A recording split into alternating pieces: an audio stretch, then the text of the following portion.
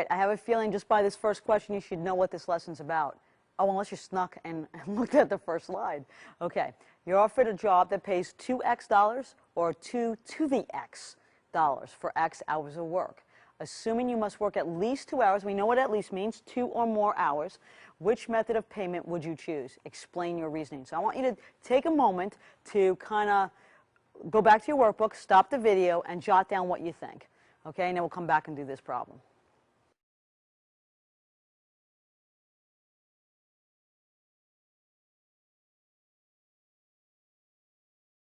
All right, take a look at this. We said you're either going to make $2x or 2 to the x dollars. But we said x is at least 2, so x is greater or equal to 2. So here's what I know if I'm using 2x. If I'm using 2x, then the minimum amount I can make is $4. And I'm going to assume I'm not going to make like, I'm going to work a whole hour, okay? Not a part of an hour. Okay, so I could work 6 hours and, you know, here, let me do one more. 8 hours and so forth and so on, right? We multiply by 2. This is a little different. This is 2 to the x. So if x is 2, I could work 4. I can make $4, sorry. I can make $8. I can make $16, okay? Notice here, this is growing much quicker than this is because this is called an exponential expression. And that's what this whole lesson is about. Not exponential expressions, but exponents. Okay? And notice this doubles. And the reason this doubles is because the base here is 2. This is called the base, and this exponent is called the exponent or the power. And we're going to look more closely at this as we continue on. All right, we're going to try to make a little connection here about area. I don't know that we did this before, so I'm going to make sure. It says if the dimensions of a room is 10 feet by 12 feet, so I'm going to draw this a little bit, okay, 10 feet by 12 feet. Yeah, it's not drawn to scale.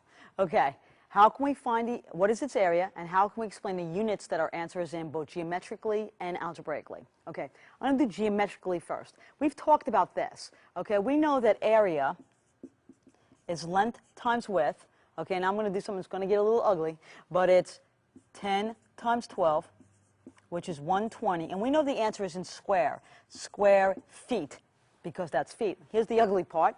If this is 12 across and 10 high, now I know that doesn't look like 10 high. Remember what this means. It means that we can put rectangles in here, okay, well, squares in here that are 1 by 1, and we can get 12 across. Yeah, I know. They're all equal. Yeah, I see. You see that.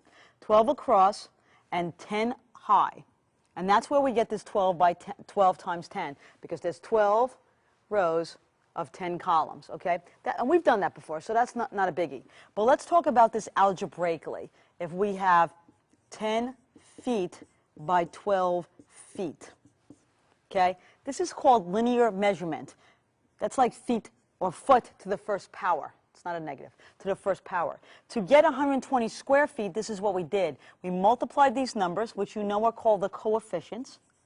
We kept the base, which is feet, and we add the exponents. 1 plus 1 is 2.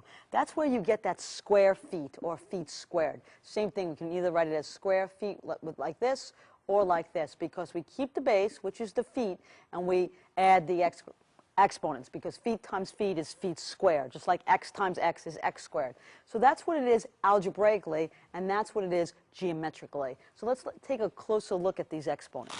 We want to talk about what has a base of -2. You want to be really careful here, because we know this from, I don't know what mod 3, mod 4, I can't remember anymore.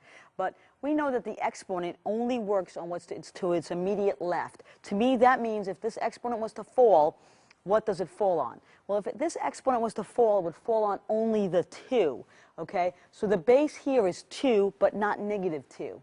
Here, if the exponent falls, okay, don't make it fall straight down, or I won't hit anything. But if the exponent was to fall, it would fall on the entire parentheses, which means that whole thing is the base, which means this is a base of -2. What about this? Well, this is a little deceiving. Nobody should, because a textbook might, but nobody should actually write this problem this way, because these parentheses are unnecessary. Because if this 4 falls, it falls only on the 2. So this is just like this question. Okay, these parentheses are are not necessary. So let me just say something about this. Since the base here is 2, what's really going on is this negative is being brought down, and the 2 is what's being raised to the 4th power.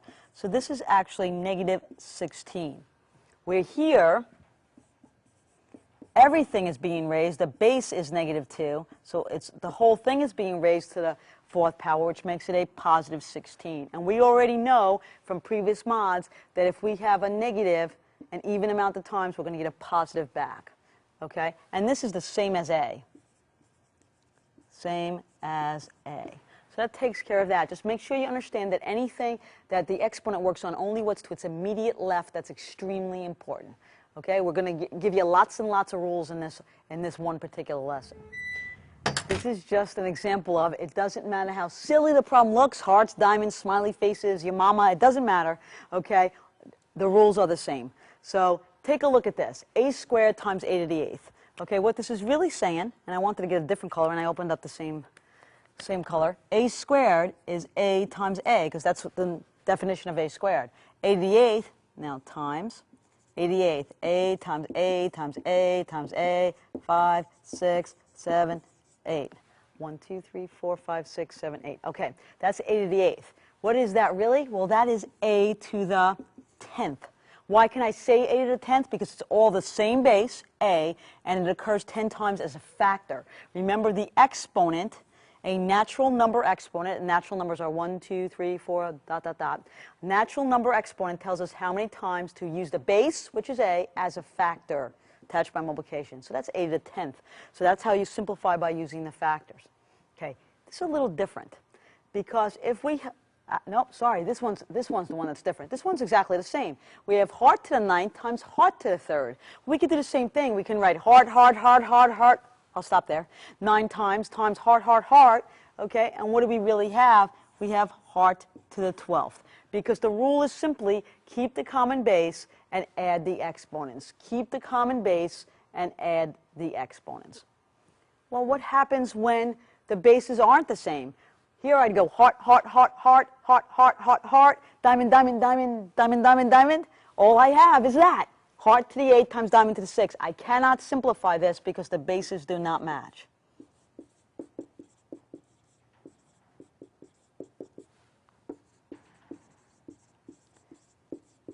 So I'm done here. So understand why that's the rule. I know a lot of people just memorize, okay, add the exponents when you're multiplying, but you have to keep in mind that the bases have to match, have to be exactly the same. Okay, how is this problem different? Well, these have coefficients, right? To be honest, before you had coefficients also, even with the heart, because when we had one heart to the 9th, I think it was heart to the 9th, can't remember, it doesn't matter. We had heart to the 3rd. You can write it this way. And we still had the answer heart to the 12th. Because what we did is we went 1 times 1 is still 1. So that didn't change. The coefficients you just multiply. So this is a coefficient, and this is a coefficient, and we get 6. And now x to the 5th and x to the 1st times x to the 1st is x to the 6th. And then y to the 4th has no friends, so that's my answer. I can prove that to you if you care enough, and I know you're saying, yeah, I care, do it. Okay, I'll show you. Here we go. See this 3x to the 5th? That's 3 times x times x times x times x times x times 2 times x times y times y times y times y. And that means these, I can multiply, they're just numbers. 6, x to the 6th, 1, 2, 3, 4, 5, 6, y to the 4th. Of course, I don't want to do this all day. I want you to understand the rule. Okay, you multiply the coefficients, keep the like term, keep the like factor, I guess I should say here. Keep the like factor or like base. Keep the like base and add the exponents. Okay, and of course, y to the 4th, he just comes down for the ride. So that's it. That's all you do to multiply that. Pretty simple. If you take a look at the next slide, it gives you this rule. It says, multiply the coefficients, keep the common base, and add and then add the exponents. And that's it. That's the rule. And then you see it in symbols and with an example. So let's look at the next slide. And let's simplify the following. So if you would try 1, 2, and 3, the first one is negative 10x to the 3rd times 3x to the 9th. Start there, do the 3 problems on that slide, and then we'll come back and talk about it.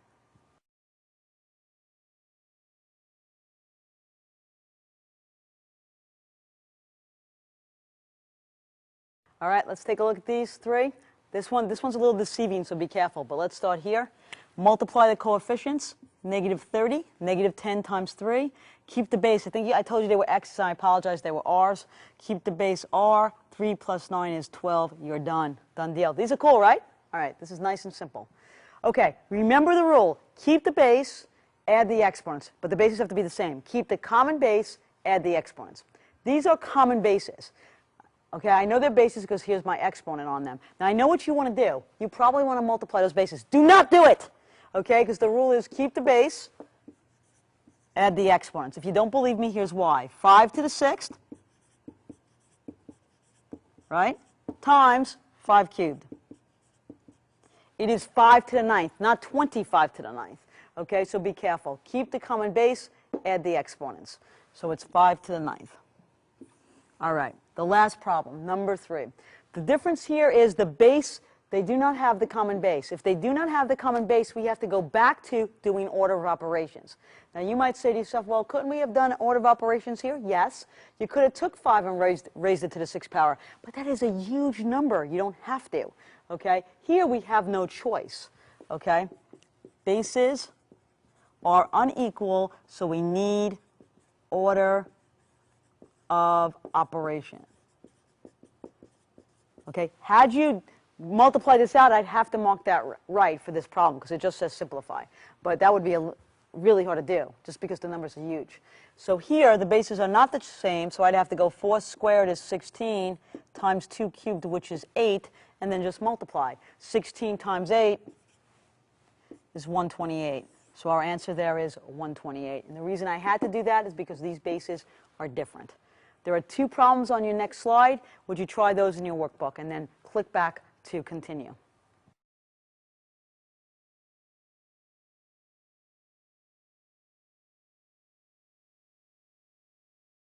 All right, take a look at this. Take a look at how these are different. One has terms, 6 plus 3.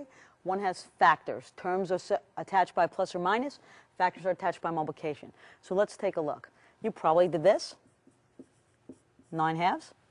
And you'd be correct. Or 4 1/2, or 4.5, whatever. You'd be correct. Here, you probably went like this, 18 over 2, and got 9. And you'd be correct also. But is there another way to do this problem? Let's see. Well, in this problem, can I do this? Well, look what you'd get if you do that. You'd get 6. 6 is not the answer. Again, we can't do that because if we try to do that, remember this 2 is for both of them. Okay, this is what we talked about a little earlier in our last lesson. Now, could I do this if I wanted to? 6 over 2 plus 3 over 2 and went 9 halves. Or went 3 plus 3 halves. You could do that, but why bother? This is very simply 9 halves, okay? But you cannot reduce there. That's the important fact you have to understand. You cannot reduce. Okay? So you cannot reduce the 2 with the 6. Cannot reduce. That's what I really want you to understand. How about here? Can you reduce here? Can I go like this? Okay? 2 into 2 goes once, 2 into 6 goes 3 times, and 3 times 3 is 9. That works out because you can reduce here. Now, what was the difference again in these two? These are factors. You can reduce factors. You cannot reduce terms. So as long as you have factors, you can reduce them. If you have terms, you cannot. That's going to be extremely, extremely, extremely important. Okay? And we'll see how important as we continue. All right, let's take a look at these. They look almost the same, except they're flipped. Okay? They're actually reciprocals. Remember that one? Okay. X to the 8th. Here's what this actually means. X times X, 3, 4, 5, 6, 7. Good thing I didn't say X to the 88th. We would have been here a long time. Over X squared. That's what's really going on there. So now listen, what we just said is that we can reduce factors. So these are the same numbers. So good night. Good night. Well, what do we have left? We have left 1, 2, 3, 4, 5, 6. X to the 6th over 1. X to the 6th over 1, or just X to the 6th. Right? That's all we have there. Now let's take a look at this and see if we can see something going on. What do you think our answer is going to be for this? Let's take a look. X squared is x times x, x to the 8th. 3, 4, 5, 6, 7, 8. Good night. That's 1 over x to the 6th. Do you have to write the 1 here? Yes, because it's a numerator. It's like saying 1/2. You can't write that any other way. You can't write that as 2. But here we don't need the 1 because it's on the bottom. When you divide by 1, you get whatever's on the top. Now, here's the deal. Could we do this easier without writing all these factors out? We don't want to do that. Where did the 6 come from? And why was it on top here and on the bottom here? If you take a second. If you take a second, you see that we don't divide these just because there's division here. What we actually do with these exponents is we subtract them. 8 minus 2 is 6. 8 minus 2 is 6. But why was the 6 on top? Is because there were more x's on top. The exponents were bigger. Why is the 6 on the bottom? Is because the exponent was bigger on the bottom. So the rule of thumb here is to subtract the exponents, leaving your answer where the biggest exponent was. And you're going to see that in rules on the next slide. Okay? So maybe not the next slide, but definitely one of them. Let's do another problem. I think it's after this next problem. At any rate, that's what you do here. And notice something really cool that I really like. When you multiply, we add exponents. And when we divide, we subtract exponents. Why do I like that? Why do I think that's cool? Well, multiplication and division are inverse operations, and addition and subtraction are inverse operations. So I think that makes a lot of sense if you think about it. Okay? But and remember, both times you need the same bases. Because if one of these were if these were y's up here, we could not reduce them. They would be different numbers. So let's look at another problem that looks a little different, and let's see if we can put this rule together. All right, looks bad, right? But the one cool thing is these are all factors attached by multiplication. That means we can reduce them. That was the whole point of giving you that question before. Okay, the fact that we can reduce factors but not terms. We can reduce here. Okay, now it says simplify. I know it looks like division, and that is a division sign. We're not actually dividing. Okay, when we do these problems, we're actually reducing, not dividing. So 2 into 6 goes 3 times. 2 into 8 goes 4. Okay. W's, we don't have W's. We have X's, but notice there are more X's downstairs. So we cross this out, we make it a 1 because they're all going to go. Okay, but we have to put a 1 there because, it's like when you're dividing by yourself. It's like when you're dividing by yourself, right? Same number, it's 1. 7 over 7, 1. Okay, now here's what we do here. We subtract the exponents. 10 minus 5 is 5. And we just leave it downstairs, okay? So that's x to the 5th in the bottom. Y to the 7th is a match, so it goes totally. This is z to the 1st. But there are more z's upstairs, so good night. 4 minus 1 is 3. So that's it. And your final answer is, ready? Your final answer is 4w. Times 1 is still 4w. Times 1 is still 4w. Z cubed on the top. On the bottom, 3 x to the 5th times 1 is still 3x to the 5th. That is your answer. We are done. What is the relationship between this expression and this expression? They are absolutely equivalent. So if I gave you a w, an x, a y, and a z to substitute in here, and here, then you'd get the same answer. Okay? So that's the relationship of them two. But that's all you do. Remembering leaving your answer where the bigger exponent is for the common base. Really kind of simple. Okay, so in the next 2 slides, we're talking about the rules. But notice in this next slide, it gives you the rules on the bottom in symbols, where it talks about subtracting. We don't want negative exponents, so that's why we talk about when you subtract, if your answer's on the bottom, you're still going to go 10 minus 5. You're still going to take the bigger exponent, 10 minus 5, just leave it on the bottom. Here, the bigger one is on top. You're still going to go 4 minus 1. So you're still going to take the biggest number minus the smallest number. Just leave it where it goes. If there's more on the bottom, you leave it on the bottom. If there's more on the top, you leave it on the top. And that's what that rule signifies. Okay, the slide after that just puts our 2 slides or our 2 rules together, the multiplication rule and the division rule. So now let's see if we can try some other problems. So there's a couple of problems to do, I think 4 on our next slide. So you try those, stop the video, and then click when you're ready.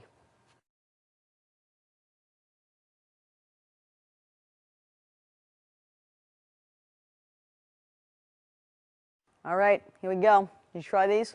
I hope you tried them and aren't just waiting for the video. Okay, what this means is negative 2 over 5 raised to the 4th power, so it's occurring twice.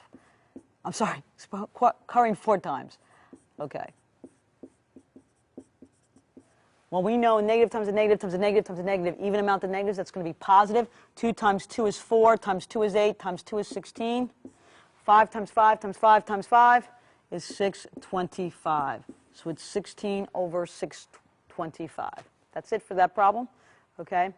For this problem, order of operations, parentheses first, we don't have any. Then exponents. We do have exponents. So it's 8 times 9, which is 72. That was kind of easy. This next one, okay, we're looking for coefficients here because I want to multiply the coefficients first. If you don't really have to write them in, but if you want to, that coefficient is a 1, this coefficient is a negative 1. You don't really need to write them in because that's just negative 3 times 1, negative 3 times negative 1 is a positive 3. Now, keep the base. All the bases are y's. Even though this is written a little different, it's the same y. Y squared, that's 2, plus 1, 3, plus 7, 10. So it's 3y to the 10th, okay? And this last problem in the corner, we're going to reduce, and we're allowed to reduce because we have factors. Now, this is up to you. If you want to multiply first, you can. If you don't, you could just do this if you'd rather. You could go, you know what? I'm thinking about this out loud. I'm thinking that you might want to multiply first. It's probably going to be easier. So let's do that. This is just x to the 10th, y to the 4th. On the bottom, 9x to the 3rd. Okay? Now let's reduce. 9 goes into 9 once. 9 goes into 18 twice. There are more x's upstairs, so my answer is going to be upstairs, but I have to subtract. 10 minus 3 is 7. So it's x to the 7th, and y to the 4th has nowhere to go. So it's 2x to the 7th, y to the 4th over 1, and you don't need the 1 because it's divided by 1, which is that. Okay? That's it. That's the rules of exponents. Okay. Let's take a look at this one last thing, and it's evaluate giving using the given replacement value. So you know how to do this. Whenever you have to replace or substitute something, just make sure you use parentheses. So try that problem.